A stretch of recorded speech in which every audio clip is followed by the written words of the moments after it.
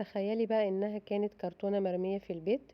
النهاردة هوريكي ازاي نحول ابسط حاجة عندنا لفانوس رمضاني فخم جدا، شكله زي الجاهز بالظبط. خليكي معايا الاخر علشان النتيجة هتفاجئك بجد. اول خطوة هجيب الكرتونة اللي عندي اي مقاس متاح في البيت. بعد كده هختار الباترون او الرسمة اللي هفرغها. ممكن اختار شكل اسلامي كلاسيك او ممكن هلال ونجوم او حتى تفريغ هندسي بسيط. المهم الشكل يدي روح رمضان. هبدأ احدد الرسمة على الاربع جوانب علشان الفانوس يطلع متظبط من كل ناحية. بعد ما احددها واخلص الرسمة في الاربع جوانب هتبقى عندي بالشكل ده كده.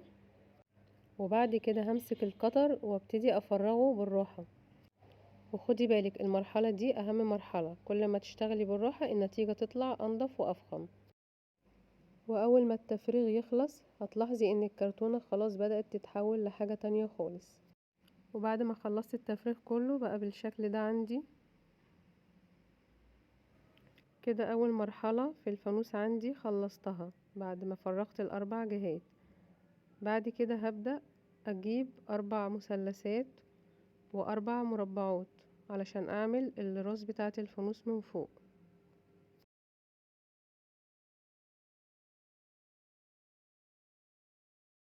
بالشكل ده كده، والاربع مربعات برضو.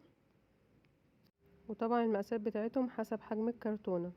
وبعد كده هجيب الاسبراي الاسود اللي هو الرش وهرش بيه كل القطع كويس جدا.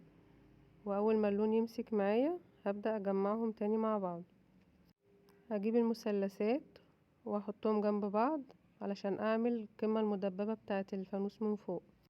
هلزقهم جنب بعض واثبتهم كويس جدا عشان الشكل يطلع متماسك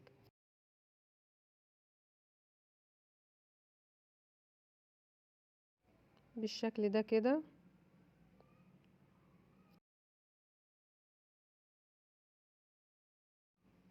والمربعات برضو هلزقهم جنب بعض. بقت بالشكل ده بعد ما ثبتها بالشمع كويس هي والمربعات. بعد كده هثبت الراس فوق جسم الفانوس واتأكد ان كله ثابت مكانه بالشكل ده.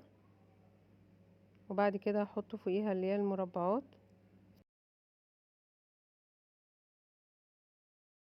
ده الشكل النهائي بتاعه بقى جميل جدا بصراحة.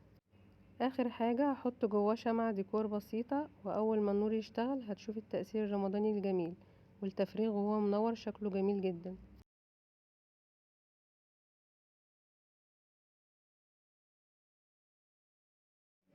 لو الفيديو عجبك وحبيتي فكرة اننا نعمل ديكور بايدينا من غير ما نصرف كتير، اعملي لايك واشتركي في القناة وفعلي الجرس عشان توصلك كل افكار رمضان الجاية.